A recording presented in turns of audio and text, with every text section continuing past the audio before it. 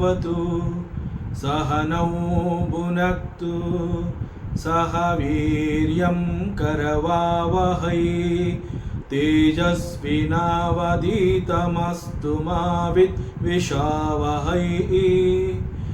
ಓಂ ಶಾಂತಿ ಶಾಂತಿ ಶಾಂತಿ. ಶ್ರೀಕೃಷ್ಣ ಸರ್ವೂ ನಿನ್ನ ಸೇವೆಯಾಗಲಿ ಸ್ವಾಮಿ. ಎಲ್ಲ ಆಧ್ಯಾತ್ಮ ಬಂಧುಗಳಿಗೂ ನಮಸ್ಕಾರ ಮತ್ತು ಜ್ಞಾನದರ್ಶನಂ ವೇದಿಕೆಗೆ ಸ್ವಾಗತ. ಧ್ವನಿ ಗುರುದೇವದಾಗಿರಲಿ, ವಿಚಾರ ಪರಮಾತ್ಮನದಾಗಿರಲಿ, ಹಾಗೂ ಇದು ನನ್ನದಲ್ಲದ ಕರ್ಮವಾಗಲಿ. ಶ್ರೀಮದ್ ಭಗವದ್ಗೀತಾ. ಯಂ ಬ್ರಹ್ಮಾ ವರುಣೇಂದ್ರ ರುದ್ರಮರುತಃ ಸ್ತುನ್ವಂತಿ ದಿವ್ಯೈಸ್ತವೈಃ ವೇದೈಃ ಸಾಂಗಪದಕ್ರಮೋಪನಿಷದೈಃ ಗಾಯಂತಿ ಯಂ ಸಾಮಗಾಃ ಧ್ಯಾನಾವಸ್ಥಿತತದ್ಗತೇನ ಮನಸಾ ಪಶ್ಯಂತಿ ಯಂ ಯೋಗಿನೋ ಯಸ್ಯಾಂತಂ ನ ವಿದುಃ ಸುರಾಸುರಗಣಾ ದೇವಾಯ ತಸ್ಮೈ ನಮಃ.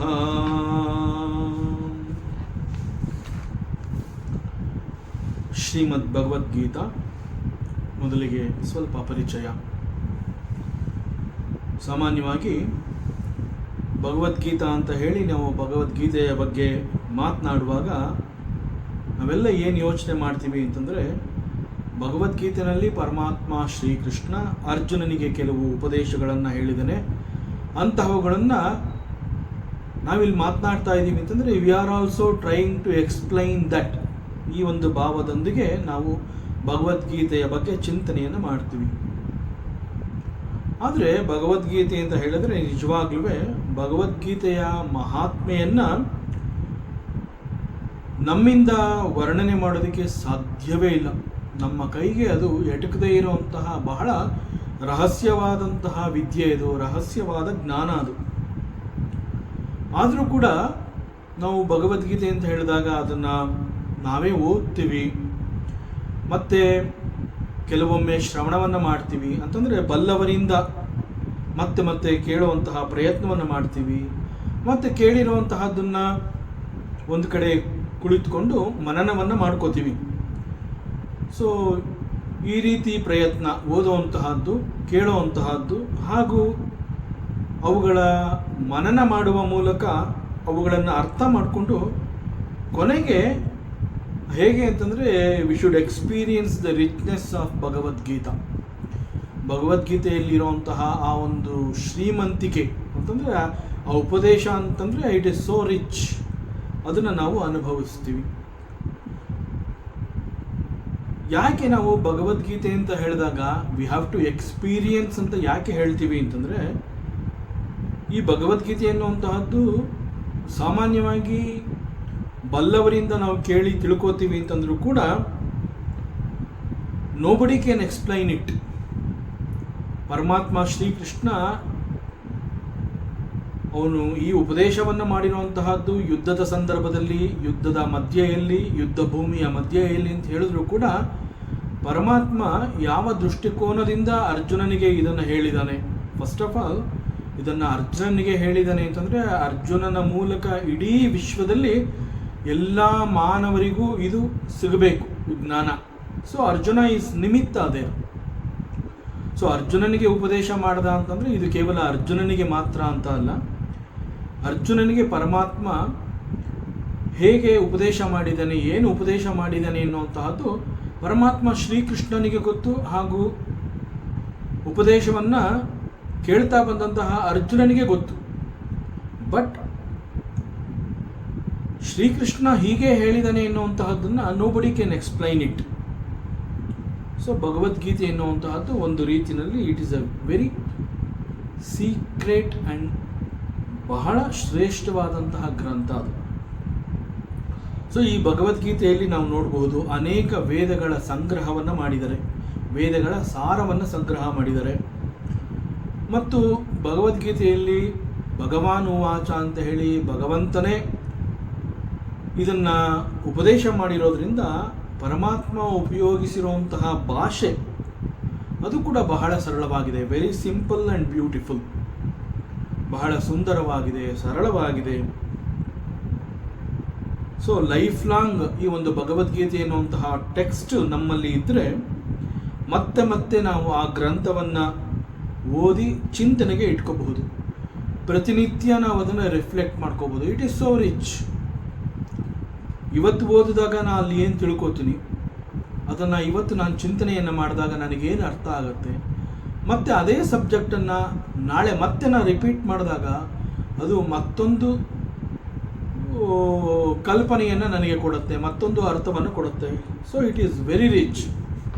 ಸೊ ಹೀಗೆ ಪ್ರತಿ ಬಾರಿ ಅದನ್ನು ಓದಿದಾಗ ಪ್ರತಿದಿನ ಅದು ಹೊಸ ಹೊಸ ಭಾವನೆಗಳನ್ನು, ಕಲ್ಪನೆಗಳನ್ನು ನಮಗೆ ತುಂಬಿಕೊಡುತ್ತೆ. So it is always new. So ನಾನು ಭಗವದ್ಗೀತೆ ಓದಿದ್ದೀನಿ ಅಂತಂದರೆ ಅದು ಓದಾಗೋಗಿದೆ, ನನಗೆಲ್ಲ ಗೊತ್ತಿದೆ ಅಂತಂದರೆ ಇಟ್ ಈಸ್ ರಾಂಗ್. ಸೊ ಇದನ್ನು ಮತ್ತೆ ಮತ್ತೆ ಓದ್ತಾನೇ ಇರಬೇಕು. ಪ್ರತಿನಿತ್ಯ ನಾವು ತಿಳ್ಕೊಳ್ಳುವಂತಹದ್ದಿದೆ. ಇಡೀ ಒಂದು ಜನ್ಮ ಸಾಲದು ಭಗವದ್ಗೀತೆಯ ಅಲ್ಲಿರುವಂತಹ ಒಂದು ರಹಸ್ಯ ಜ್ಞಾನ ನಮಗೆ ಅರ್ಥ ಆಗಬೇಕು ಅಂತಂದರೆ ಮತ್ತೆ ಮತ್ತೆ ಪ್ರತಿನಿತ್ಯ ಅವುಗಳನ್ನು ನಾವು ಓದ್ತಾ ಇರಬೇಕು, ಮತ್ತೆ ಮತ್ತೆ ಕಾಂಟಂಪ್ಲೇಟ್ ಮಾಡ್ಕೋತಾ ಇರಬೇಕು. So it is such a great text. But ಈ ಭಗವದ್ಗೀತೆ ಅಂತ ಹೇಳಿದಾಗ to sit and study Gita, ಸಾಮಾನ್ಯವಾಗಿ ಎಲ್ಲರೂ ಅಂತಾರೆ ಅದು ನಮ್ಮ ರೀಜನಲ್ ಲ್ಯಾಂಗ್ವೇಜಲ್ಲೇ ಇದೆ, ಕೂತ್ಕೊಂಡು ಓದಬಹುದು, ಅರ್ಥ ಆಗತ್ತೆ. ಬಟ್ ಓದಬಹುದು, it is possible. But one should have concentration. ಜೊತೆಗೆ ಕಾನ್ಸಂಟ್ರೇಷನ್ ಜೊತೆಗೆ ಅವನಿಗೆ ಒಂದು ಶ್ರದ್ಧೆ ಇರಬೇಕು, ಭಕ್ತಿ ಇರಬೇಕು. ಅಲ್ಲಿ ಪರಮಾತ್ಮನೇ ಇಂತಹ ಮಾತುಗಳನ್ನು ಹೇಳಿದಾನೆ ಅಂತಂದ ಮೇಲೆ ಅವುಗಳ ಮೇಲೆ ನಂಬಿಕೆ ಇರಬೇಕು. ಸೊ ಶಾಸ್ತ್ರದ ಮೇಲೆ, ಭಗವಂತನ ಮೇಲೆ, ಗೀತೆಯ ಮೇಲೆ ಅಪಾರವಾದ ಶ್ರದ್ಧಾ, ಭಕ್ತಿ ಹಾಗೂ ಏಕಾಗ್ರತೆ. All these things are required to sit and study the Bhagavad Gita. So a focus mind is very much required ಅಂತಂದರೆ, ಸಾಮಾನ್ಯವಾಗಿ ಯಾಕೆ ಫೋಕಸ್ ಮೈಂಡ್ ಅಂತ ಹೇಳ್ತೀವಿ ಅಂತಂದರೆ, ಮನಸ್ಸು ಅಂತಂದಾಗ ಬಹಳ ಚಂಚಲ. ಅನೇಕ ಸಂದರ್ಭಗಳಲ್ಲಿ ನಾವು ಏನೋ ಒಂದು ಓದ್ತಾ ಕೂತಿರ್ತೀವಿ, ನ್ಯೂಸ್ ಪೇಪರ್ ಇರಬಹುದು ಅಥವಾ ಯಾವುದೇ ಒಂದು ಕಾದಂಬರಿ ಇರ್ಬೋದು, or even that may be some ವೇದಾಂತಕ್ಕೆ ಸಂಬಂಧಪಟ್ಟಿರುವಂತಹ ಫಿಲಾಸಫಿ ಬುಕ್ ಇರಬಹುದು. ಅಂದರೆ ನಾವು 1 ಗಂಟೆ ಕೂತ್ಕೊಂಡು ಓದಿದಾಗ ಆ 1 ಗಂಟೆನಲ್ಲಿ ನಾವು ಏನೆಲ್ಲವನ್ನು ಓದಿದ್ದೀವಿ ಅದನ್ನು ಹಾಗೆ ನಾವು ಇದಿಷ್ಟೆಲ್ಲ ನಾವು ಓದಿದ್ದೀನಿ ಅಂತ ಹೇಳೋಕ್ಕಾಗೋದೇ ಇಲ್ಲ. ಯಾಕೆಂದರೆ ಅದರ ಮಧ್ಯದಲ್ಲಿ ನಮ್ಮ ಮನಸ್ಸು ಅನ್ನುವಂಥದ್ದು ಏನು ಮಾಡುತ್ತೆ, ಅಲ್ಲಲ್ಲಿ ಎಲ್ಲೆಲ್ಲೋ ಚದರಿ ಹೋಗಿರುತ್ತೆ. ಮತ್ತೆ ಮನಸ್ಸನ್ನ ಕರ್ಕೊಂಬರ್ತಾ ಇರ್ತೀವಿ, ಮತ್ತೆ ಮನಸ್ಸನ್ನ ನಮ್ಮ ಹತ್ರ ಇಟ್ಕೊಂಡು ಓದೋ ಪ್ರಾರಂಭ ಮಾಡ್ತೀವಿ. ಹೀಗೆ ಅನೇಕ ಸಂದರ್ಭಗಳಲ್ಲಿ ಮನಸ್ಸು ನಮ್ಮಿಂದ ಬಹಳ ದೂರಕ್ಕೆ ಹೋಗಿರುತ್ತೆ. ಆ ದೂರಕ್ಕೆ ಹೋಗಿದೆ ಅನ್ನುವಂತಹ ಗೊತ್ತಾದಾಗ ಮತ್ತೆ ನಾವು ಕರ್ಕೊಂಬರ್ತೀವಿ. ಸೊ ಎಷ್ಟೋ ವಿಚಾರಗಳನ್ನ ನಾವು ಓದಿದ್ದೀವಿ ಅಂತ ಅಂದ್ಕೊಂಡ್ರೂ ಕೂಡ ಅವು ನಮ್ಮ ಗಮನಕ್ಕೆ ಬಾರದೇ ಇರುವಂತಹ ಸಾಧ್ಯತೆಗಳು ಬಹಳಷ್ಟಿದೆ. ಸೊ ಅದರಿಂದ A focus mind is very much required. That is called concentration. So the mind should be available, it should be with me. ಬೇರೆ ಏನೇ ಆದರೂ ನಾವು ಇನ್ನೊಂದ್ಸಲಿ ಪ್ರಯತ್ನವನ್ನು ಮಾಡಬಹುದು ಅಂತ ಹೇಳ್ಬೋದು. But A text like Bhagavad Gita ಅಂತ ಹೇಳಿದಾಗ ಅಲ್ಲಿ ಒಂದು ಭಕ್ತಿ ಇರಬೇಕು, ಶ್ರದ್ಧೆ ಇರಬೇಕು, ನಂಬಿಕೆ ಇರಬೇಕು ಹಾಗೂ ಏಕಾಗ್ರತೆ. A focus mind is required. ಯಾಕೆ ಫೋಕಸ್ ಮೈಂಡ್ ಅಂತಂದರೆ, ಅನದರ್ ರೀಸನ್ ಏನು ಅಂತಂದರೆ, ಭಗವದ್ಗೀತೆಯಲ್ಲಿ ಪರಮಾತ್ಮ ಬಳಸಿರುವಂತಹ ಪದಗಳು, ಅವನು ಉಪಯೋಗಿಸಿರುವಂತಹ ಭಾಷೆ ಹಾಗೂ ಪದಗಳು, ಅಲ್ಲಿ ಪ್ರತಿ ಪದಗಳು ಕೂಡ ಅನೇಕ ರೀತಿಯ ರಹಸ್ಯ ಜ್ಞಾನವನ್ನು ತೆರೆದಿಡುತ್ತೆ.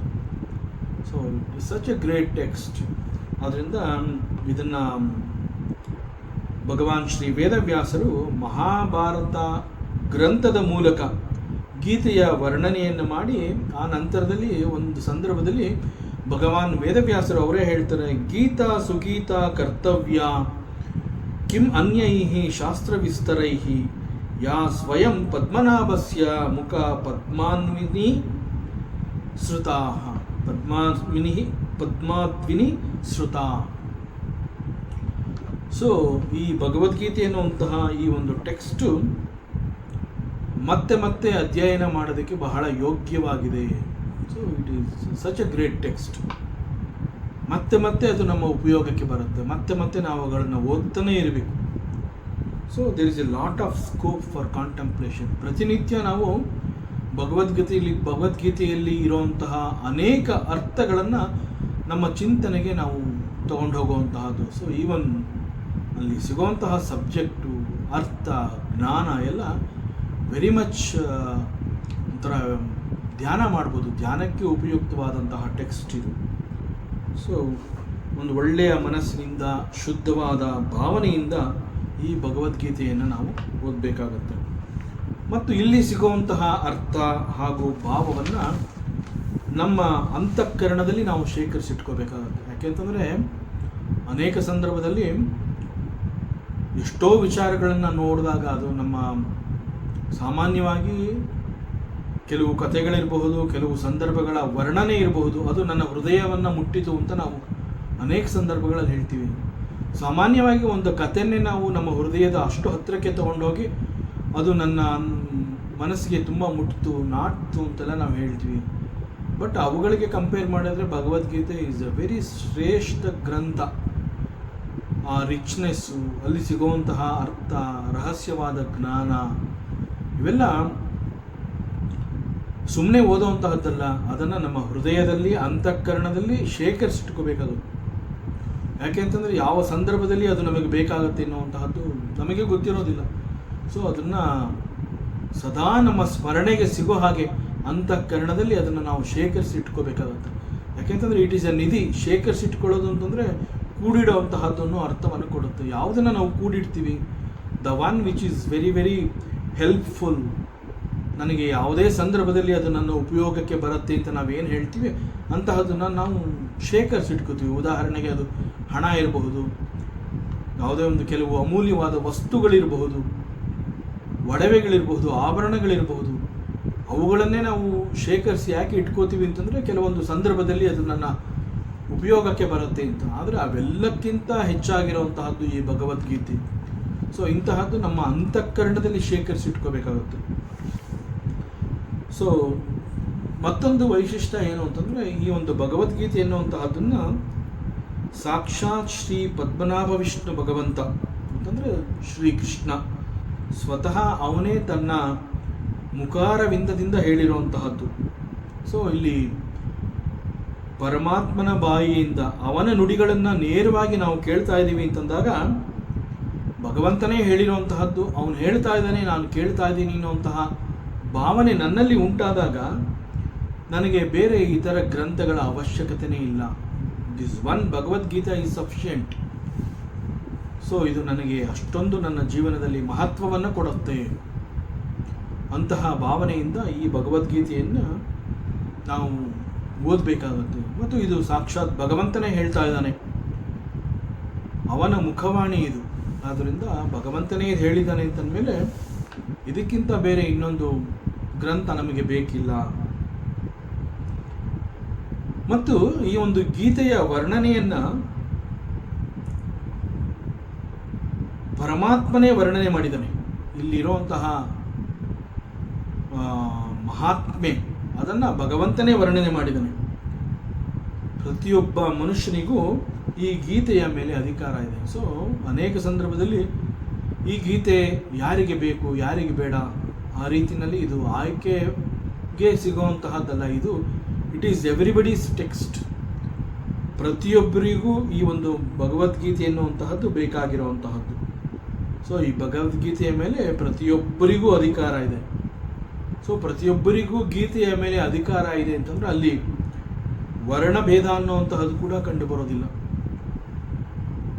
ಒಬ್ಬ ಸಾಧಕ ಗೀತೆಯನ್ನು ಓದ್ತೀನಿ ಅಂತಂದಾಗ ಅವನು ಯಾವುದೇ ವರ್ಣಕ್ಕೆ ಸೇರಿದವನಾಗಿರಬಹುದು, ವಿಶ್ವದ ಯಾವುದೇ ಭಾಗದಲ್ಲಿ ಅವನು ವಾಸ ಮಾಡಬಹುದು.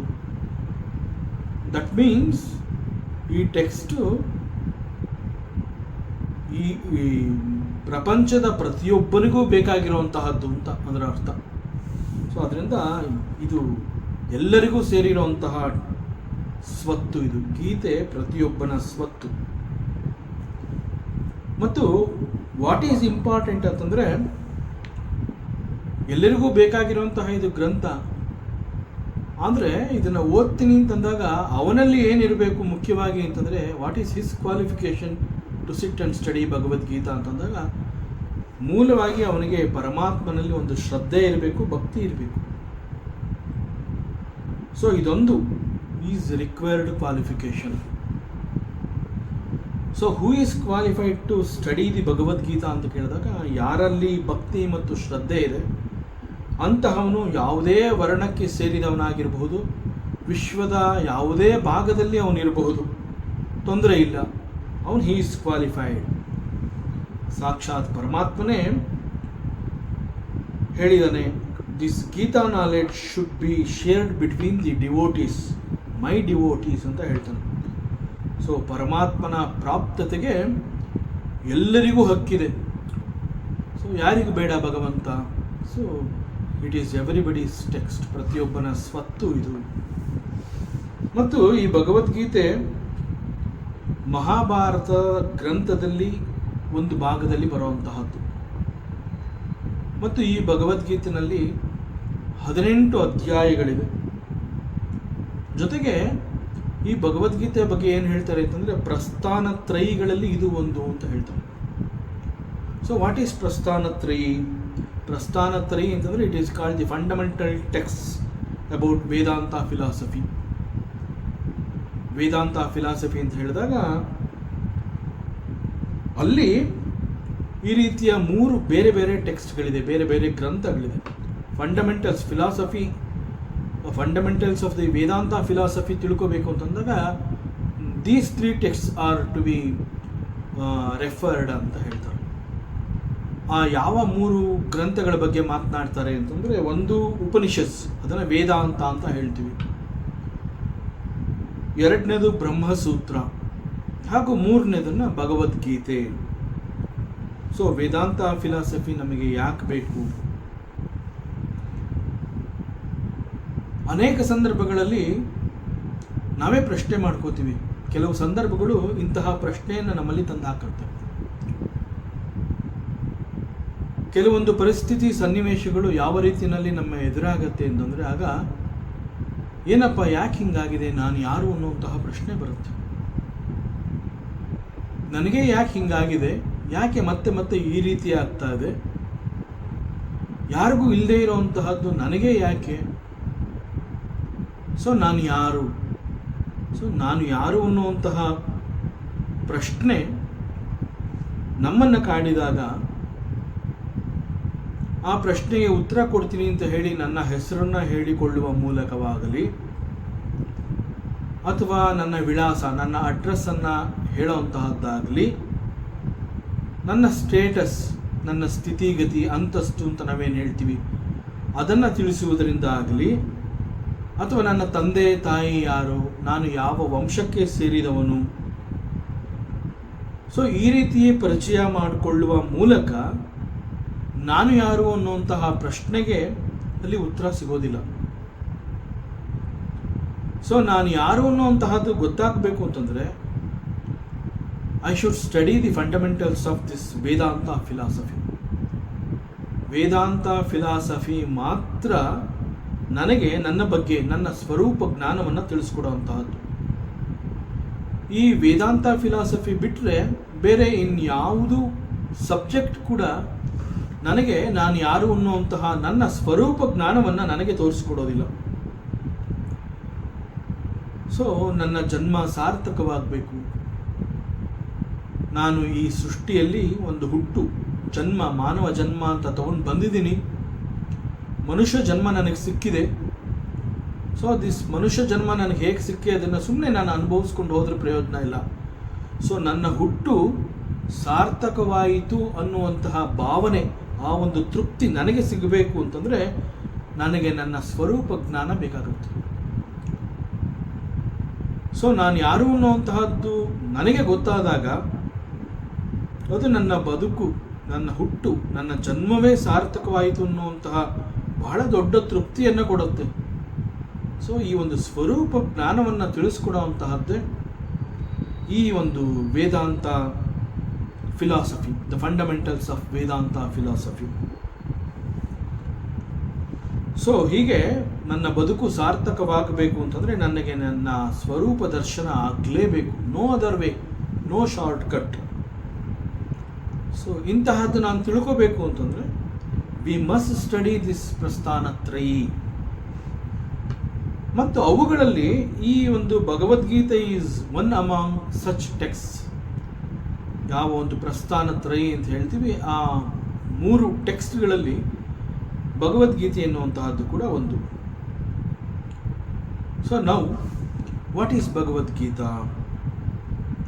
ಭಗವದ್ಗೀತಾ ಅಂತ ಹೇಳಿದಾಗ ಇದು ಮಹಾಭಾರತದಲ್ಲಿ ಬರುವಂತಹ ಒಂದು ಭಾಗ, ಮಹಾಭಾರತದಲ್ಲಿ ಕಂಡುಬರುವಂತಹ ಒಂದು ಭಾಗ. ಮತ್ತು ಈ ಭಗವದ್ಗೀತೆಯನ್ನು ಸ್ವತಃ ಪರಮಾತ್ಮ ಶ್ರೀಕೃಷ್ಣ ಅವನು ಅರ್ಜುನನಿಗೆ ಬೋಧನೆಯನ್ನು ಮಾಡಿದ್ದಾನೆ. ಇಲ್ಲಿ ಅರ್ಜುನ ಅನ್ನುವಂತಹದ್ದು ಕೇವಲ ಅವನೊಬ್ಬ ನಿಮಿತ್ತ.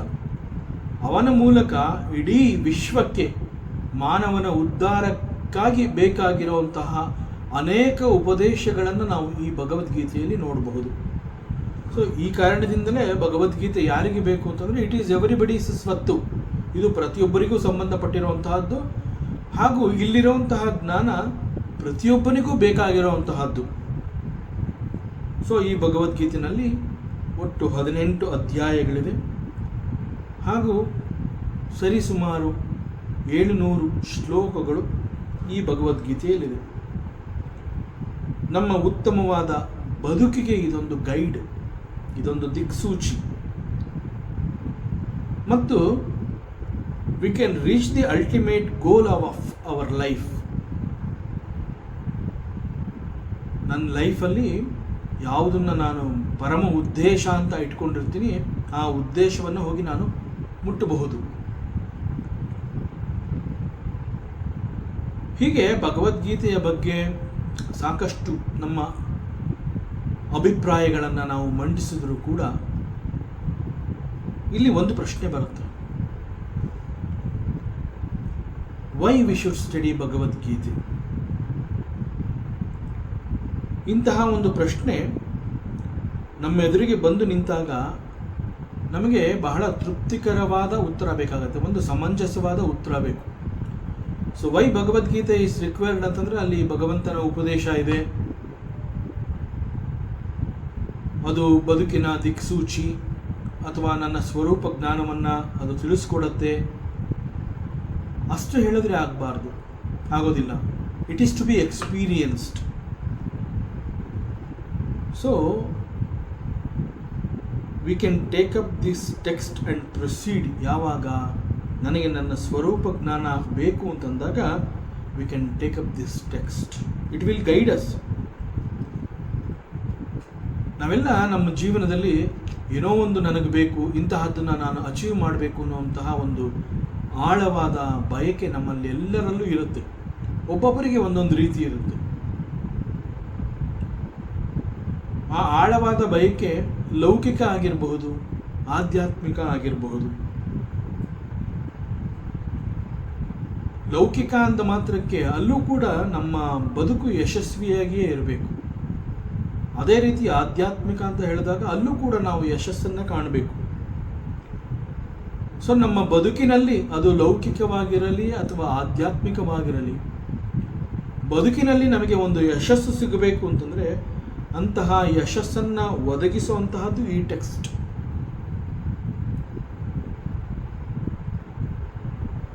ಜೊತೆಗೆ ನನ್ನ ಬದುಕಿನಲ್ಲಿ ನನಗೆ ಒಂದು ಉದ್ದೇಶ ಇದೆ, ಆ ಉದ್ದೇಶವನ್ನು ತಲುಪಬೇಕು ಅಂತಂದರೆ ಇಂತಹ ಒಂದು ಟೆಕ್ಸ್ಟ್ ಬೇಕು ಅನ್ನುವಂತಹದ್ದು ನಿಜ. And at the same time I should also know the clarity about my wants. ಯಾವ ರೀತಿಯ ಬಯಕೆಗಳನ್ನು ನಾನು ಹೊಂದಿದ್ದೀನಿ ಅನ್ನುವಂತಹ ನನ್ನ ಬಯಕೆಗಳ ಬಗ್ಗೆ, ನನ್ನ ಆಸೆಯ ಬಗ್ಗೆ ನನಗೆ ಒಂದು ಕ್ಲಾರಿಟಿ ಬೇಕು. ಸೊ ಆ್ಯಕ್ಚುಯಲ್ ಆಗಿ ನನಗೆ ಏನು ಬೇಕು, ನಾನು ಯಾವುದನ್ನು ಹುಡುಕ್ತಾ ಇದ್ದೀನಿ, ಹೀಗೆ I should know what I am actually searching for. In fact this text Bhagavad Gita ಅನ್ನುವಂತಹದ್ದು it's a text of science. What type of science? It's a spiritual science. So ಪರಮಾತ್ಮನೇ 12ನೇ ಅಧ್ಯಾಯದಲ್ಲಿ ಒಂದು ಕಡೆ ಹೇಳಿದನು, without understanding one should not practice. Practice ಅಂತಂದರೆ ಬದುಕಿನಲ್ಲಿ ನಾವು ಕೆಲವುಗಳನ್ನು ನಾವು ಅನುಷ್ಠಾನ ಮಾಡ್ಕೋತೀವಿ. ಅಂತಂದರೆ ನನ್ನ ಬದುಕಿನಲ್ಲಿ ಇಂತಹದ್ದನ್ನು ನಾನು ಅನುಷ್ಠಾನ ಮಾಡಿಕೊಂಡು ಅವುಗಳನ್ನು ನಾನು ಪ್ರಾಕ್ಟೀಸ್ ಮಾಡ್ತೀನಿ ಬದುಕಿನಲ್ಲಿ. ಯಾಕೆ ಅಂತಂದರೆ ಅದರಿಂದ ನನಗೆ ಏನೋ ಒಂದು ಉತ್ತಮವಾದಂತಹದ್ದು ಒಂದು ಸಿಗತ್ತೆ ಅಂತ ಅನ್ನಿಸಿ. ಯಾಕೆ ಅಂತಂದರೆ ಅನೇಕ ವಿಚಾರಗಳನ್ನು ನಾನು ಓದ್ತೀನಿ, ಕೇಳ್ತೀನಿ, ನಂತರದಲ್ಲಿ ಅದನ್ನು ಮನನ ಮಾಡ್ಕೋತೀನಿ. ಮನನ ಮಾಡಿಕೊಂಡಾಗ ನನಗೊಂದು ಕ್ಲಾರಿಟಿ ಸಿಗುತ್ತೆ, ಎಸ್ ಇಟ್ ಈಸ್ ಕರೆಕ್ಟ್.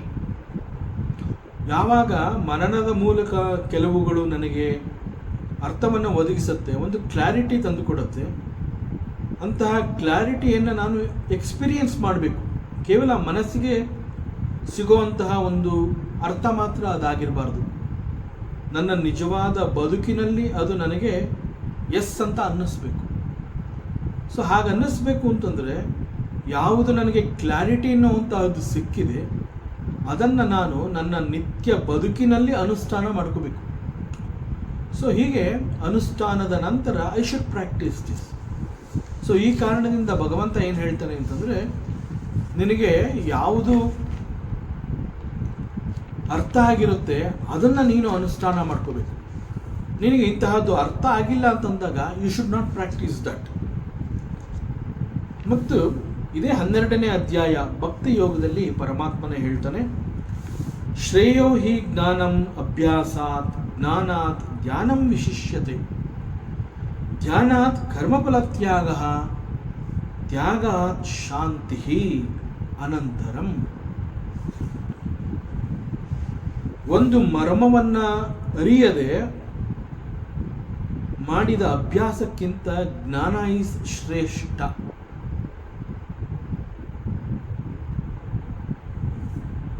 ಯಾವುದೋ ಒಂದರ ಬಗ್ಗೆ ಕ್ಲಾರಿಟಿ ಇಲ್ಲ, ಬಟ್ ನಾನು ಅಭ್ಯಾಸ ಮಾಡ್ತಾ ಇದ್ದೀನಿ ಅಂತ ಹೇಳಿದಾಗ ಅಂತಹ ಅಭ್ಯಾಸಕ್ಕಿಂತ ಯು ಶುಡ್ ಹ್ಯಾವ್ ದಟ್ ಜ್ಞಾನ, ಆ ಒಂದು ನಾಲೆಡ್ಜ್ ನಿನ್ನಲ್ಲಿರಬೇಕು. ಸೊ ದಟ್ ನಾಲೆಡ್ಜ್ ಈಸ್ ಶ್ರೇಷ್ಠ. ಮತ್ತು ಯಾವ ಒಂದು ಜ್ಞಾನ ಈಸ್ ಶ್ರೇಷ್ಠ ಅಂತ ಹೇಳ್ತಾ ಇದ್ದೀವಿ, ಆ ಜ್ಞಾನಕ್ಕಿಂತ ಪರಮೇಶ್ವರನಾದ ನನ್ನ ಸ್ವರೂಪದ ಧ್ಯಾನ ಈಸ್ ವೆರಿ ಶ್ರೇಷ್ಠ.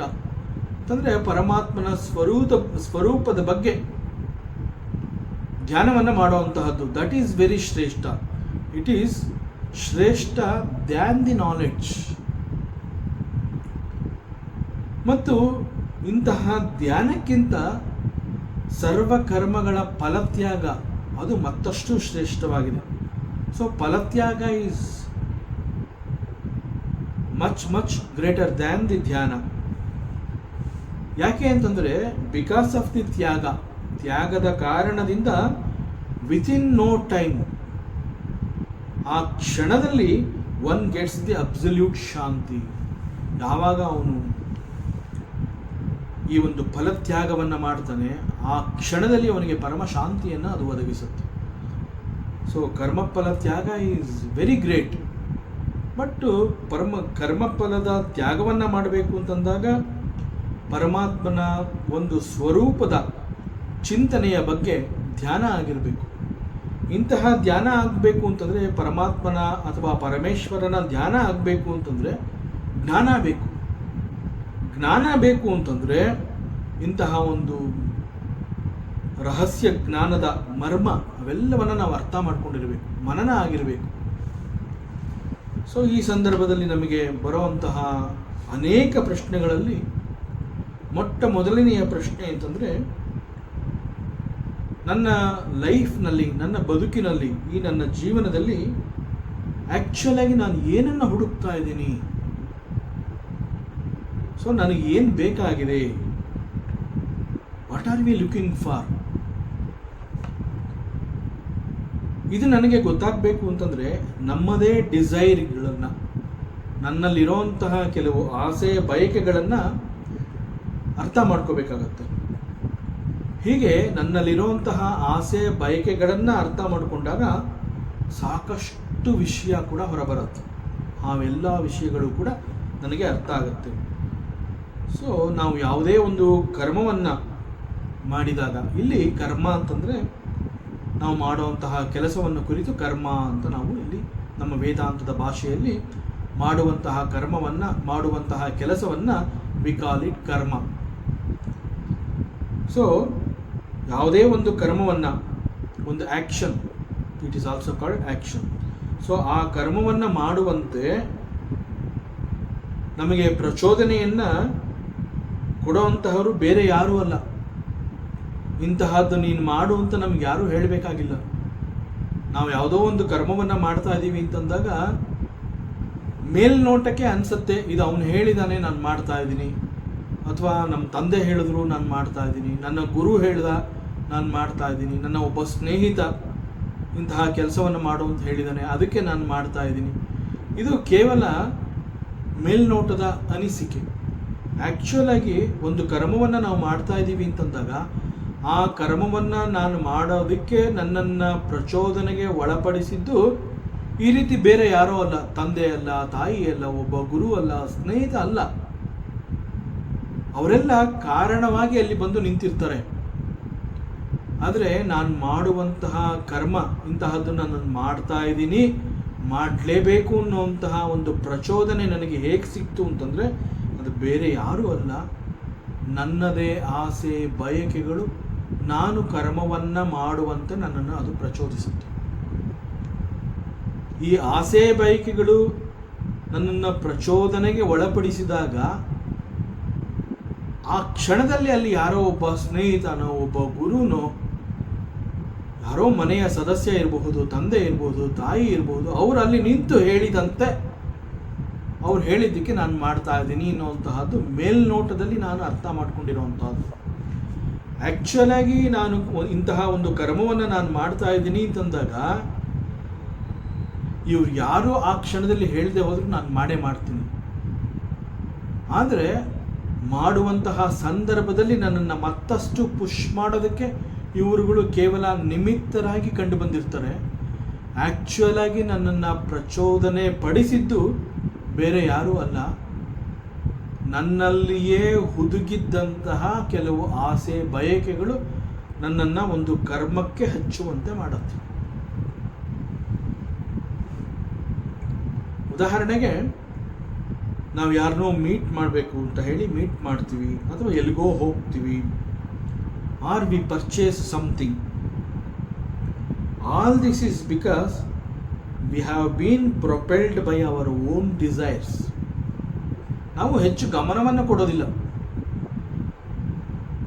ನಾವು ಆ ಕ್ಷಣದಲ್ಲಿ ಏನು ಹೇಳ್ತೀವಿ, ನೀನು ಹೇಳಿದ್ರಿಂದ ನಾನು ಮಾಡಿದೆ ಅಂತ ಹೇಳ್ತೀವಿ. ನೀನು ಬಂದು ಹೇಳಿದೆ, ನೀನು ಹೇಳ್ದೆ ಹೋಗಿದ್ದು ಇಂತಹದ್ದು ನಾನು ಮಾಡ್ತಾ ಇರಲಿಲ್ಲ, ಸೊ ನಿನ್ನ ಕಾರಣದಿಂದ ನಾನು ಮಾಡಿದೆ, ಮುಂದೆ ಅದರಿಂದ ಒಳ್ಳೆಯದಾಗಬಹುದು ಅಥವಾ ಬೇರೆ ರೀತಿಯಲ್ಲಿ ಮತ್ತೊಂದು ಪರಿಣಾಮ ಆಗಬಹುದು. ಆದರೆ ನಾವು ಅಂದ್ಕೊಂಡಿದ್ದೇನು ಅಂತಂದರೆ ಇಂತಹ ಕೆಲಸವನ್ನು ನಾನು ಮಾಡೋದಕ್ಕೆ ನೀನು ನನ್ನನ್ನು ಉತ್ತೇಜನ ಕೊಟ್ಟು ನನ್ನನ್ನು ಪ್ರಚೋದನೆ ಪಡಿಸಿದ್ದು ನೀನು. ಇದು ಮೇಲ್ನೋಟದಲ್ಲಿ ನಾವು ಅರ್ಥ ಮಾಡ್ಕೊಂಡಿರ್ತೀವಿ, ಹೆಚ್ಚು ಚಿಂತನೆಯನ್ನು ಮಾಡಿರೋದಿಲ್ಲ. ಗಂಭೀರವಾಗಿ ಆ ಒಂದು ಯಾಕೆ ಮಾಡಿದೆ ಅನ್ನೋಂತಹದ್ದನ್ನು ನಾನು ಯೋಚನೆ ಮಾಡೋದಿಲ್ಲ. ಅಂದರೆ ನಾನೇ ಒಂದು ಕಡೆ ಕೂತು ಶಾಂತವಾಗಿ ವಿಚಾರವನ್ನು ಮಾಡಿದಾಗ ಗೊತ್ತಾಗುತ್ತೆ.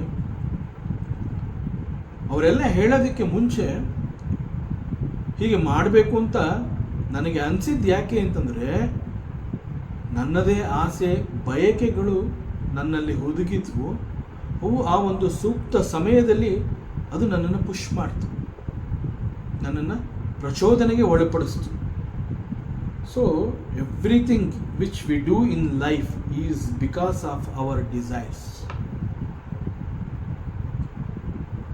So we have to pay more attention. So what is this desire? So we have to analyze what is desire. For all of us, ನಮ್ಮೆಲ್ಲರಿಗೂ ಕೂಡ, for all living beings, ನಮ್ಮೆಲ್ಲರಲ್ಲೂ ಇರುವಂತಹ ಒಂದು ಬೇಸಿಕ್ ಡಿಸೈರ್ ಅದೇನು ಅಂತಂದರೆ I want to exist, I want to live. ಇದು ಕೇವಲ for all living beings ಅಂತ ಹೇಳಿರೋದ್ರಿಂದ ಕೇವಲ ಮನುಷ್ಯರು ಮಾತ್ರ ಅಲ್ಲ, even for the animal kingdom, even for the plant kingdom, for all living beings I want to exist. ಯಾಕೆಂತಂದರೆ ನಾವು ಒಂದು ಸಣ್ಣ ಆ ಇರುವೆ ಸಾಲುಗಳನ್ನು ನಾವು ಗಮನಿಸಿದ್ರೆ ಗೊತ್ತಾಗುತ್ತೆ ಎಷ್ಟು ನೀಟಾಗಿ ಅವು ತಮಗೆ ಸಿಕ್ಕಂತಹ ಆಹಾರವನ್ನು ಒಂದು ಹಿಂದೆ ಒಂದು ಬಹಳ ನೀಟಾಗಿ ತೊಗೊಂಡು ಹೋಗ್ತಾ ಇರುತ್ತೆ. ಎಲ್ಲಿಗೆ ತೊಗೊಂಡು ಹೋಗುತ್ತೆ, ಏನು ಮಾಡುತ್ತವೆ, ಯಾಕೆ ಇವನ್ನೆಲ್ಲ ಇವು ಹೊತ್ಕೊಂಡು ಹೋಗ್ತದೆ? Because even the smallest that ants, ಆ ಇರುವೆಗಳು ಕೂಡ ಯಾಕೆ ಅಷ್ಟೊಂದು ಕಷ್ಟಪಟ್ಟು ಆ ಇರುವೆ ತನ್ನ ಗಾತ್ರಕ್ಕಿಂತ ಹೆಚ್ಚಾಗಿರುವಂತಹದ್ದನ್ನು ತಳ್ಕೊಂಡು ನೂಕೊಂಡು ಎತ್ಕೊಂಡು ಕಚ್ಕೊಂಡು ಹೋಗ್ತಾ ಇರುವಂತಹ ಈ ಇರುವೆಯ ಸಾಲುಗಳನ್ನು ನಾವು ನೋಡಿದಾಗ ನಮಗೆ ಆಶ್ಚರ್ಯ ಆಗುತ್ತೆ. ಯಾಕೆ ಇದು ಇಷ್ಟು ಕಷ್ಟಪಡ್ತಾ ಇದೆ?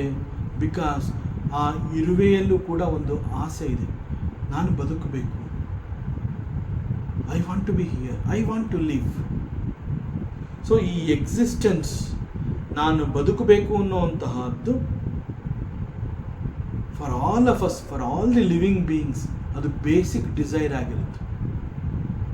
ನಾನು ಬದುಕಬೇಕು ಅನ್ನುವಂತಹದ್ದು ನನ್ನ ಮೂಲ ಬಯಕೆ ಆಗಿರುತ್ತೆ. So all living beings, their major desire is to live. ಆದರೆ ಯಾವ ಥರ, ಹೇಗೆ ಬದುಕಬೇಕು? To live happily, to live happily and comfortably.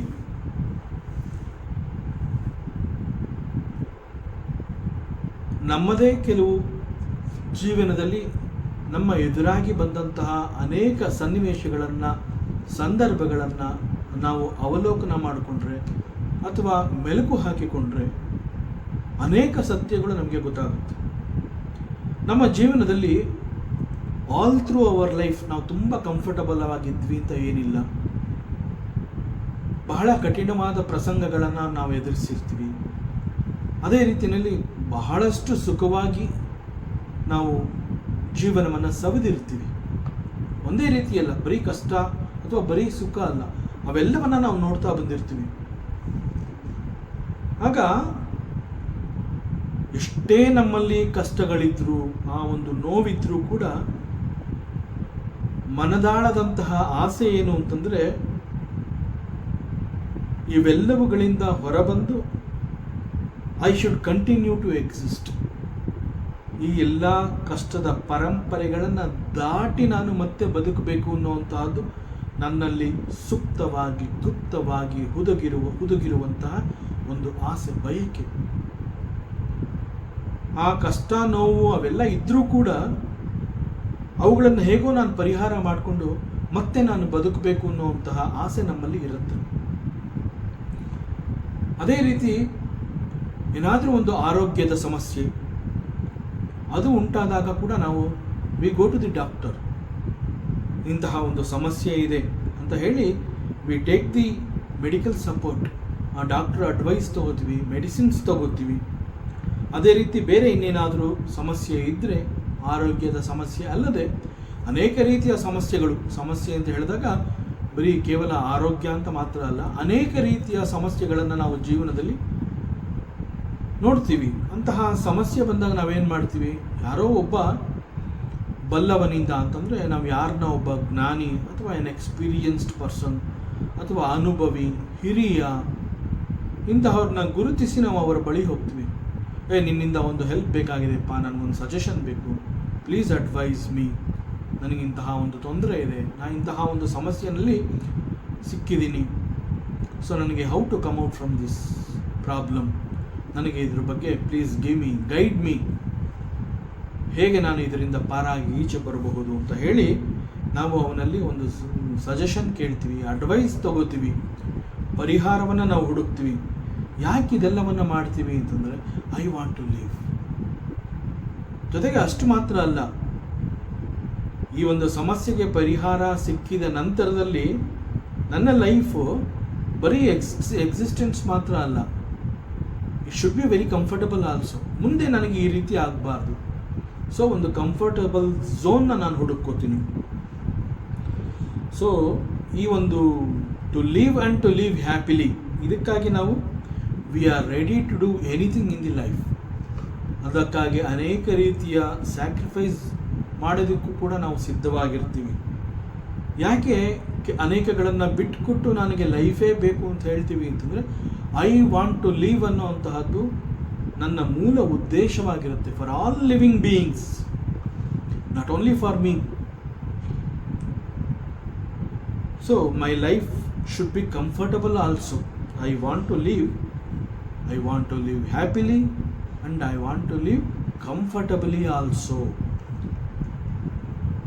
So ಹೀಗೆ ಒಂದು ಕಂಫರ್ಟಬಲ್ ಝೋನ್ ಬೇಕು. I want to live happily.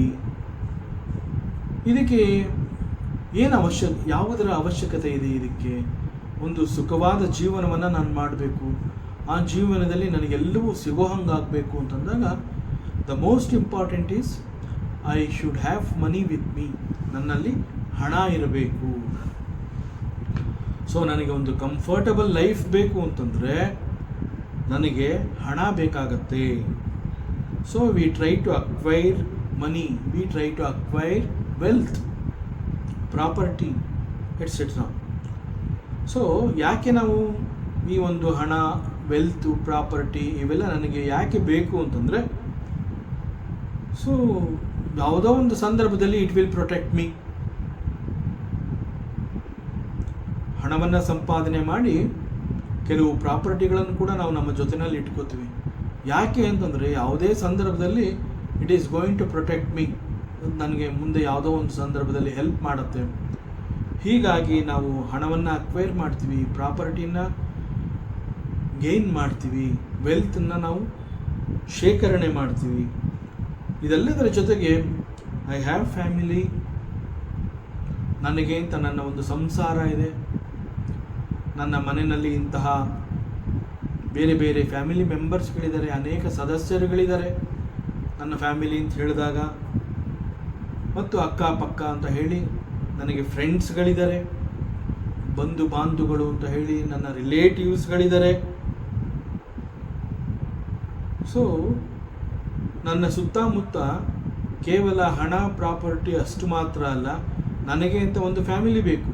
ಮುಖ್ಯವಾಗಿ ನನಗೆ ಹಣ ಬೇಕು, ಕೆಲವು ಪ್ರಾಪರ್ಟಿಗಳು ಬೇಕು, ಆ ನಂತರದಲ್ಲಿ ನನ್ನದೇ ಆದ ಒಂದು ಸಂಸಾರ ಬೇಕು, ನನ್ನ ಫ್ಯಾಮಿಲಿ ಬೇಕು, ನನಗೆ ಫ್ರೆಂಡ್ಸ್ ಬೇಕು, ಹಾಗೂ ನನಗೆ ರಿಲೇಟಿವ್ಸ್ ಕೂಡ ಬೇಕು. ಯಾಕೆ ಇಷ್ಟೊಂದು ಬೇಕುಗಳು ನನಗೆ ಬೇಕು? ಬಿಕಾಸ್ ಯಾವುದೋ ಒಂದು ಸಂದರ್ಭದಲ್ಲಿ ಈ ಹಣ ಇರಬಹುದು, ಪ್ರಾಪರ್ಟಿ ಇರಬಹುದು, ವೆಲ್ತ್ ಇರಬಹುದು, ನನ್ನ ಮನೆಯ, ನನ್ನ ಕುಟುಂಬದ ಸದಸ್ಯರುಗಳಿರಬಹುದು, ನನ್ನ ಸ್ನೇಹಿತರಿರಬಹುದು, ನನ್ನ ಬಂಧುಗಳಿರಬಹುದು, ಸಂಬಂಧಿಗಳಿರಬಹುದು. ಯಾವುದೋ ಒಂದು ಸಂದರ್ಭದಲ್ಲಿ ದೇ ವಿಲ್ ಪ್ರೊಟೆಕ್ಟ್ ಮೀ.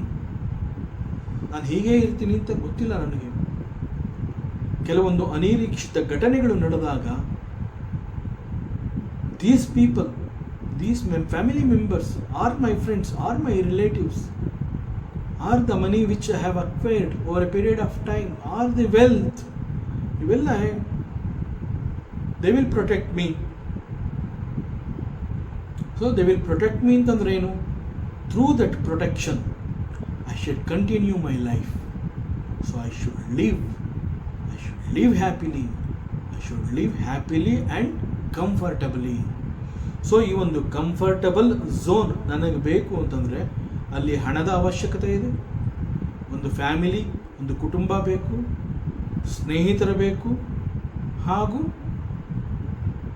ಸಂಬಂಧಿಗಳು, ನನ್ನ ಬಂಧುಗಳು, ನನ್ನ ಹಿತೈಷಿಗಳು, ಇವರೆಲ್ಲ ನನಗೆ ಬೇಕು. ಅವರೆಲ್ಲರ ಮಧ್ಯದಲ್ಲಿ ನಾನು ನನ್ನ ಬದುಕನ್ನು ಗುರುತಿಸ್ಕೋತೀನಿ. ಬಿಕಾಸ್ ಇವರೆಲ್ಲರ ಮಧ್ಯದಲ್ಲಿ ನಾನು ಇದ್ದೀನಿ ಅಂತಂದರೆ ಇಟ್ಸ್ ಎ ಪ್ರೊಟೆಕ್ಷನ್. ಸೊ ಈ ಪ್ರೊಟೆಕ್ಷನ್ ಏನು ಅಂತಂದರೆ it is my comfortable zone. So ಈ ರೀತಿಯಲ್ಲಿ ನಾನು ಬದುಕನ್ನು ಮಾಡುವಂತಹ ಪ್ರಯತ್ನವನ್ನು ಮಾಡ್ತೀನಿ. ಇಂತಹದ್ದು ನನ್ನ ಸಹಜವಾದ ಬಯಕೆಯಾಗಿದೆ. ಸೊ ಇವೆಲ್ಲವುಗಳಿಗೆ ಹಣ ಅನ್ನುವಂತಹದ್ದು it place a major role in my life. So this is how we experience about money. ಹಣ ಅಂತಂದಾಗ ಇವೆಲ್ಲ ನಮಗೆ ಹಣದಿಂದ ಇಂತಹದ್ದನ್ನೆಲ್ಲ ಮಾಡ್ಕೋಬಹುದು ಅನ್ನೋವಂತಹದ್ದು ಕೂಡ ಎಕ್ಸ್ಪೀರಿಯನ್ಸ್ ಆಗುತ್ತೆ. ಸೊ ಹಣ ಅನ್ನುವಂತಹದ್ದು ನನ್ನ ಬಳಿ ಇದ್ದರೆ ಆ ಮೂಲಕ ನನಗೆ ಬೇಕಾಗಿರುವಂತಹದ್ದು ಎಲ್ಲವನ್ನ ನಾನು ಗಳಿಸಬಲ್ಲೆ.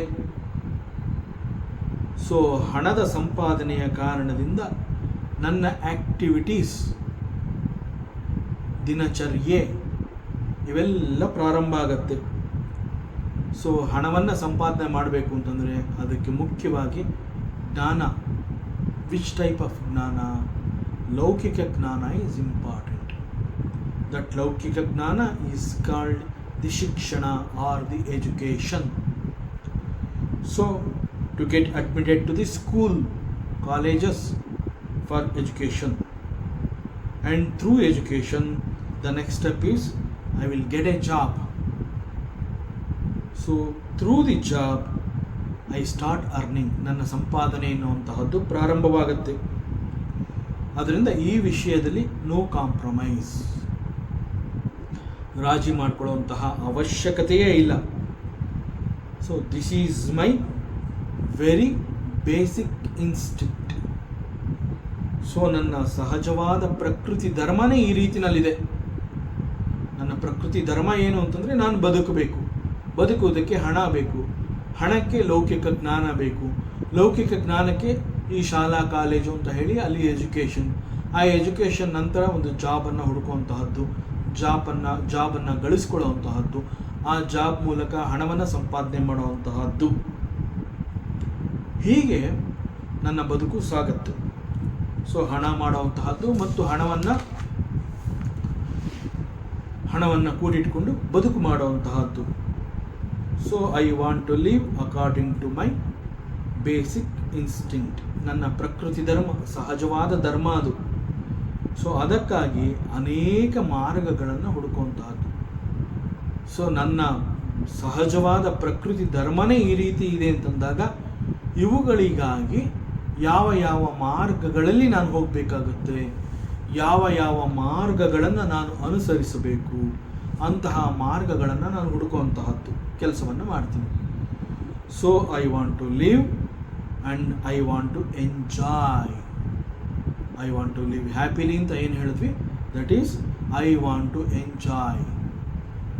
So this is the common philosophy of so many people. ಕೇವಲ ಒಂದಿಬ್ಬರ ಬದುಕಿನಲ್ಲಿ ಬಂದಿರುವಂತಹದ್ದಲ್ಲ ಇದು.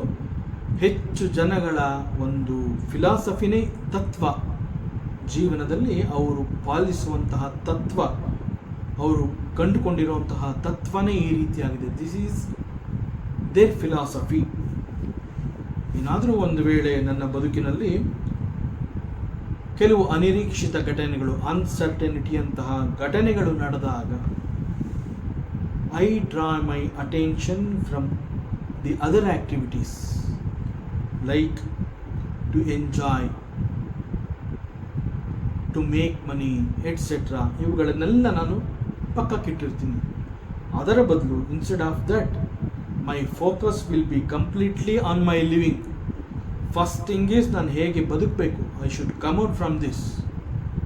ಯಾವುದೋ ಒಂದು ಅನಿರೀಕ್ಷಿತ ಘಟನೆ ನಡೆದಾಗ, ಅಲ್ಲಿ ನಾನು ಸಿಕ್ಕಾಕೊಂಡಾಗ, let me first escape from this. ಇಲ್ಲಿಂದ ಫಸ್ಟ್ ಹೊರಗಡೆ ಬರಬೇಕು. ಇಲ್ಲಿಂದ ಹೊರಗಡೆ ನಾನು ಬರಬೇಕು ಅಂತಂದಾಗ ಈ ಒಂದು ಸಂಪಾದನೆ ಅಂತನೋ ಅಥವಾ ಮತ್ತೊಂದು ಏನೋ ಫಸ್ಟ್ ಲೆಟ್ ಮಿ ಅದನ್ನು ಪಕ್ಕದಲ್ಲಿ ಇಡೋಣ. ಸೊ ನನ್ನ ಮೇಜರ್ ಫೋಕಸ್ ಏನು ಅಂತಂದರೆ how to come out from this problem. So ಆ ನಿಟ್ಟಿನಲ್ಲಿ ನಾನು ನನ್ನ ಗಮನವನ್ನು ಹರಿಸ್ತೀನಿ. So living comfortably and enjoying my life. So ಈ ಎರಡು ಬಯಕೆಗಳು ಸದಾಕಾಲ ನನ್ನಲ್ಲಿ ಬಹಳ ಬಲವಾಗಿ ಉಳಿದಿರುತ್ತೆ. ಸೊ ಇಂತಹದಕ್ಕೆ ಕೇವಲ ನಾನು ಮಾತ್ರ ಅಲ್ಲ, ಇಂತಹ ಬಯಕೆಗಳು ಸಾಮಾನ್ಯವಾಗಿ ಪ್ರತಿಯೊಬ್ಬ ಮನುಷ್ಯನಲ್ಲೂ ನಾವು ಕೂಡ ನೋಡಬಹುದು. ಇಂತಹದನ್ನು ನಮ್ಮ ವೇದಾಂತ, ನಮ್ಮ ಶಾಸ್ತ್ರ ಅರ್ಥ ಮತ್ತು ಕಾಮ ಅಂತ ಹೇಳುತ್ತೆ. ಅರ್ಥ ಮೀನ್ಸ್ ಮನಿ, ಕಾಮ ಮೀನ್ಸ್ ಡಿಸೈರ್ಸ್. ಅರ್ಥ ಅಂಡ್ ಕಾಮ.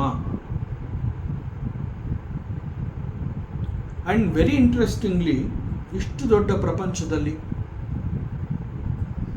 there are so many people, crores of people are living, lakhs of people are living. ಅವರೆಲ್ಲ ಏನು ಈ ಒಂದು ಭಗವದ್ಗೀತೆ ಅಂತ ಆಗಲಿ ಅಥವಾ ಫಂಡಮೆಂಟಲ್ಸ್ ಆಫ್ ವೇದಾಂತ ಫಿಲಾಸಫಿ ಅಂತ ಆಗಲಿ ಯಾವ ಒಂದು ಗ್ರಂಥವನ್ನು ಅವರು ತಮ್ಮ ಬಳಿ ಇಟ್ಕೊಂಡಿಲ್ಲ, ಅವುಗಳನ್ನು ಓದ್ತಾ ಇಲ್ಲ. So without Bhagavad Gita and without the text like the philosophy of Vedanta, ಅದು ಯಾವುದೂ ಇಲ್ಲದೆ they are living happily, they are living comfortably, they are enjoying their life. ಅನೇಕರಿಗೆ ಕ್ವಶನ್ ಮಾಡಿದ್ರೆ ವಾಟ್ ಈಸ್ ಭಗವದ್ಗೀತೆ ಅಂತ ಕೇಳುವಂತಹ ಜನಗಳು ಇವತ್ತಿಗೂ ಇದ್ದಾರೆ. They are living happily. So ಅತ್ಯುತ್ತಮವಾಗಿ ಅವರ ಜೀವನವನ್ನು ಮಾಡ್ತಾ ಇದ್ದಾರೆ. And at the same time there are some people, ಅಲ್ಲಿ ಮತ್ತೊಂದು ವರ್ಗದ ಜನಗಳಿದ್ದಾರೆ, ದೇ ಆರ್ ವೆರಿ ಆರ್ಥೋಡಾಕ್ಸ್. ಪ್ರತಿನಿತ್ಯ ಸಾಧನೆ ಅಂತ ಹೇಳಿ ಅಧ್ಯಯನ, ಪಠಣ, ಪೂಜೆ, ಜಪ, ತಪ, ಧ್ಯಾನ, ಈ ರೀತಿ ಇವೆಲ್ಲವನ್ನ ಅವರುಗಳು ಅನುಸರಿಸ್ತಾ ಇದ್ರು. ಅವರ ಜೀವನ ಏನು ಅತ್ಯುತ್ತಮವಾಗಿಲ್ಲ. ಇದು ಯಾವುದೂ ಇಲ್ಲದೆ ಅನೇಕರು ಬಹಳ ಅತ್ಯುತ್ತಮವಾಗಿ ಜೀವನವನ್ನು ಮಾಡ್ತಾ ಇದ್ದಾರೆ. ಕೆಲವರು ಇವೆಲ್ಲವನ್ನ ಇಟ್ಕೊಂಡು their life is not really good, they are not comfortable. So ಅದರಿಂದ to live and to enjoy ಅಂತಂದರೆ there is no need to study the Bhagavad Gita, Veda or Vedanta. ಇದ್ಯಾವುದು ಬೇಕೇ ಆಗಿಲ್ಲ.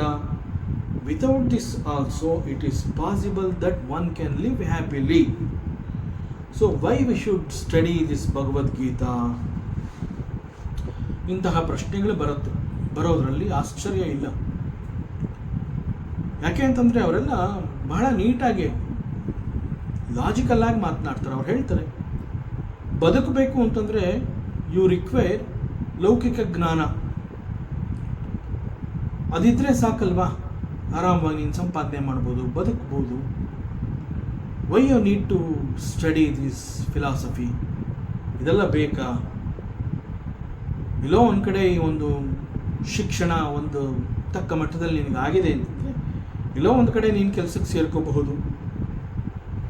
ಮುಂದೆ ಆ ಮೂಲಕ ನಮ್ಮ ಜೀವನವನ್ನು ನಾವು ಉತ್ತಮವಾಗಿ ನಾವೇ ಮಾಡ್ಕೋಬೋದು. So it is in our hand. ನನ್ನ ಜೀವನವನ್ನು ಹೇಗೆ ನಾನು ರೂಪಿಸ್ಕೋಬೇಕು ಅನ್ನುವಂತಹದ್ದು ನನ್ನಲ್ಲಿಯೇ ಇದೆ. ಜಸ್ಟ್ ದಿಸ್ ಲೌಕಿಕ ಜ್ಞಾನ ಈಸ್ ಸಫಿಷಿಯೆಂಟ್ ಫಾರ್ ದಟ್.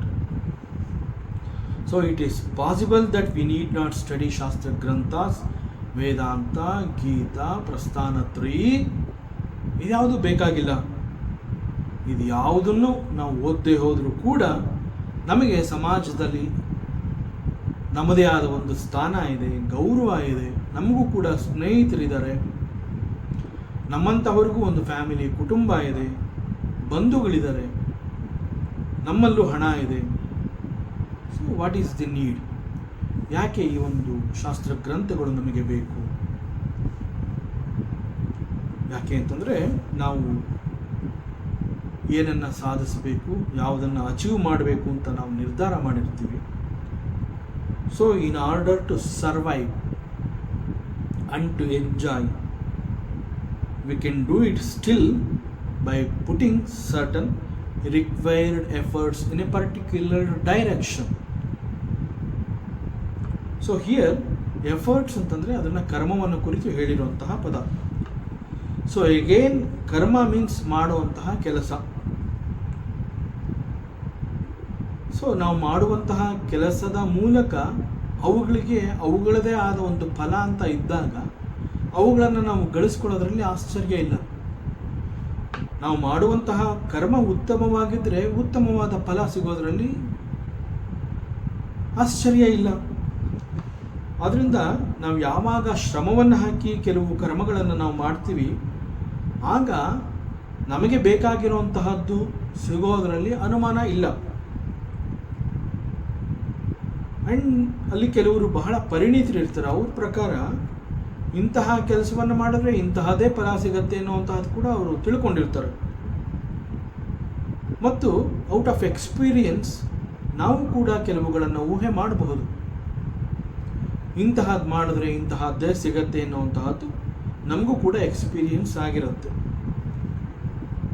ಕೆಲ ಸಂದರ್ಭಗಳಲ್ಲಿ ಕೆಲವು ಅನುಭವಿಗಳು ಹೇಳ್ತಾರೆ, ನೀನು ಈ ರೀತಿ ಮಾಡಿದ್ರೆ ಮಾತ್ರ ಇಂತಹ ಒಂದು ಫಲ ನಿನಗೆ ಸಿಗತ್ತೆ. Because they are experienced.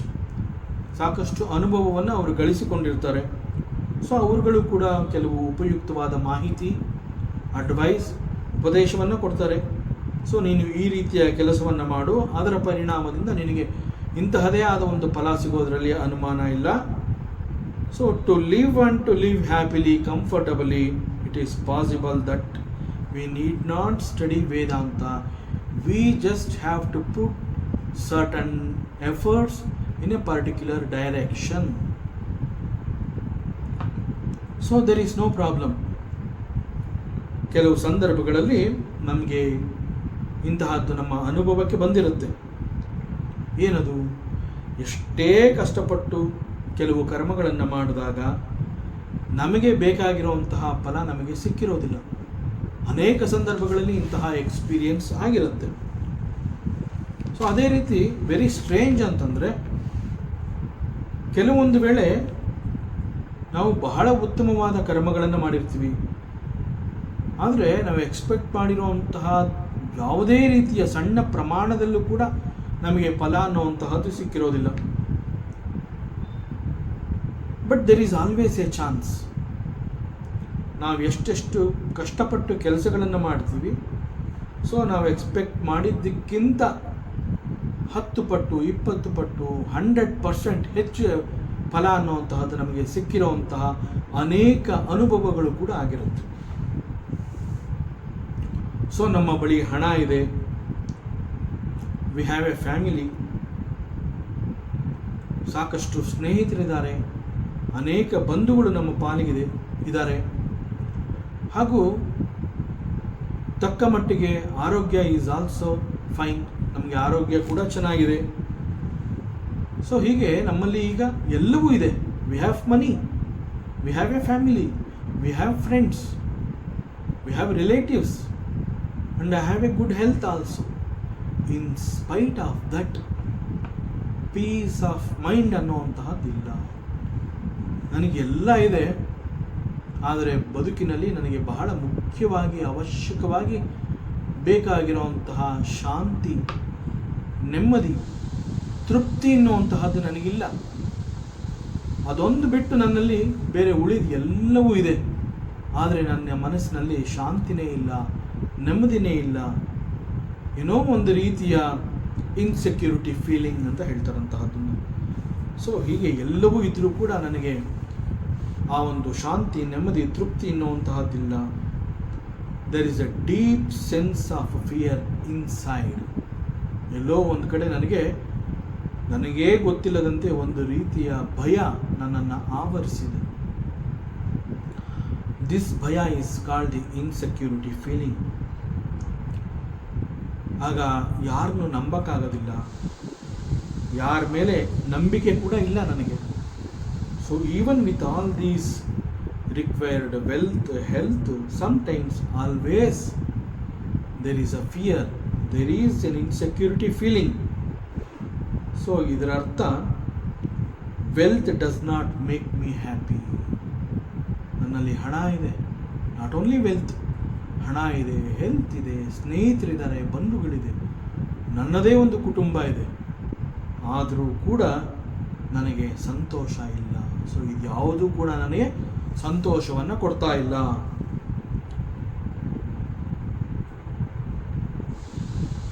So ಒಂದು ಉತ್ತಮವಾದ ಉದಾಹರಣೆ ಅಂತಂದರೆ ಇದಕ್ಕೆ, if we sit and analyse the history of Gautama Buddha. He belongs to a royal family. Gautama Buddha, he belongs to a royal family. ಅವನಿಗೆ ಅವನ ತಂದೆ ಸಕಲ ಸೌಲಭ್ಯಗಳನ್ನು ಕೊಟ್ಟಿರ್ತಾನೆ. ಆದರೂ ಕೂಡ ಒಂದು ಸಂದರ್ಭದಲ್ಲಿ he felt there is something which I am missing ಅನ್ನುವಂತಹ ಭಯ ಅವನನ್ನು ಕಾಡುತ್ತೆ. ಹೀಗೆ ನಾವು ಬದುಕಬೇಕು, ಸಂತೋಷ ಬೇಕು, ನಮ್ಮಲ್ಲಿ ಸಕಲವೂ ಇದೆ. Unfortunately, we don't attain that ಶಾಂತಿ, ನೆಮ್ಮದಿ, ತೃಪ್ತಿ ಅನ್ನುವಂತಹದ್ದು ನಮಗೆ ಸಿಕ್ಕಿರೋದಿಲ್ಲ. ಸೊ ಕರ್ಮ ಆ್ಯಂಡ್ ಕರ್ಮ ಥಿಯರಿ ಅಂತ ಹೇಳಿದಾಗ ಅಲ್ಲೂ ಕೂಡ ನಮಗೆ ಅನೇಕ ಪ್ರಶ್ನೆಗಳು ಎದುರಾಗುತ್ತೆ. ನಾವು ಅನೇಕರನ್ನು ನೋಡ್ತೀವಿ, ಸ್ವಲ್ಪ ಕೂಡ ಅವರು ಯಾವ ಕರ್ಮವನ್ನು ಮಾಡ್ತಾ ಇರೋಂತ ಕಾಣ್ತಾ ಇಲ್ಲ, ಅಂತಂದರೆ ಅವರೇನು ಕೆಲಸವನ್ನು ಮಾಡ್ತಾ ಇಲ್ಲ. ಸೊ ಅಬ್ಸಲ್ಯೂಟ್ಲಿ ಝೀರೋ ಎಫರ್ಟ್ಸ್, ಏನು ಮಾಡ್ತಾ ಇಲ್ಲ, ಅವ್ರ ಎಫರ್ಟ್ಸ್ ಝೀರೋ. ಆದರೆ ಅವರು ಕುಳಿತಿರೋಂತಹ ಜಾಗಕ್ಕೆ ಎಲ್ಲವೂ ಬಂದು ಒದಗ್ತಾ ಇದೆ.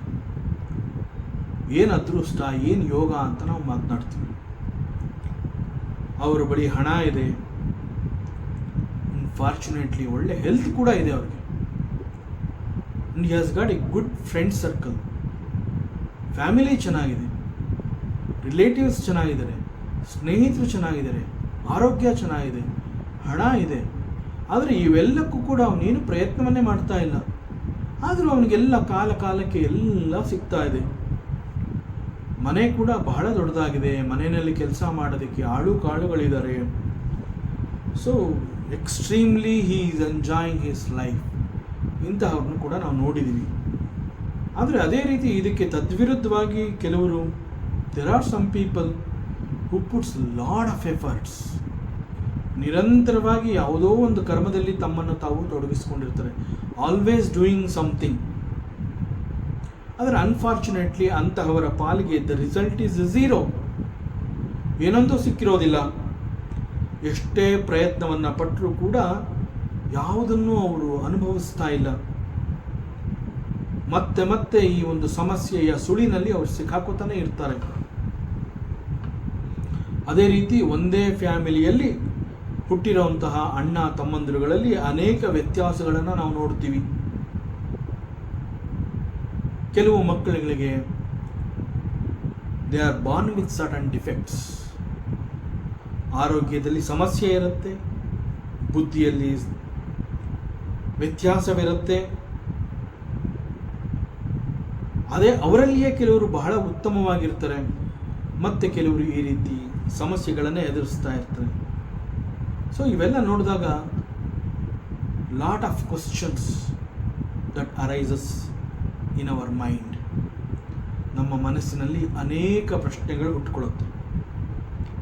Y it is so? ಯಾಕೆ ಹೀಗೆ? ಒಂದೇ ಫ್ಯಾಮಿಲಿ, ಅಣ್ಣ ತಮ್ಮಂದಿರಲ್ಲಿ ವ್ಯತ್ಯಾಸ, ಮತ್ತು ಕೆಲವರು ಸಾಕಷ್ಟು ಕಷ್ಟಪಡ್ತಾನೆ ಇರ್ತಾರೆ, ನೋ ಎಫರ್ಟ್ಸ್.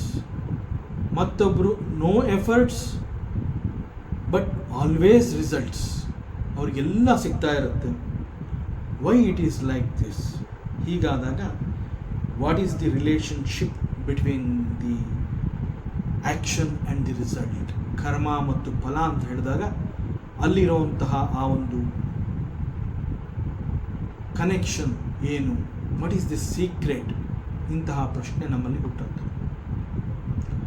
ಮತ್ತಷ್ಟು ವಿಚಾರಗಳಿದೆ, ಮುಂದಿನ ಅವಕಾಶದಲ್ಲಿ ಮತ್ತೆ ಮುಂದುವರಿಸೋಣ.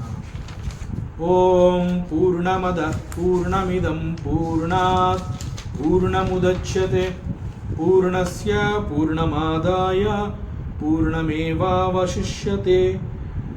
ಓಂ ಶಾಂತಿ ಶಾಂತಿ ಶಾಂತಿ. ಹರಿ ಓಂ ಶ್ರೀ ಗುರುಭ್ಯೋ ನಮಃ. ಹರಿ ಓಂ. ಈ ದಿನದ ಪ್ರವಚನ ಸೇವೆಯನ್ನು ಪರಮಾತ್ಮ ಶ್ರೀಕೃಷ್ಣನ ಪಾದಚರಣಗಳಿಗೆ ಅತ್ಯಂತ ಭಕ್ತಿಯಿಂದ ಶ್ರದ್ಧೆಯಿಂದ ಅರ್ಪಿಸೋಣ. ಶ್ರೀಕೃಷ್ಣಾರ್ಪಣಮಸ್ತು.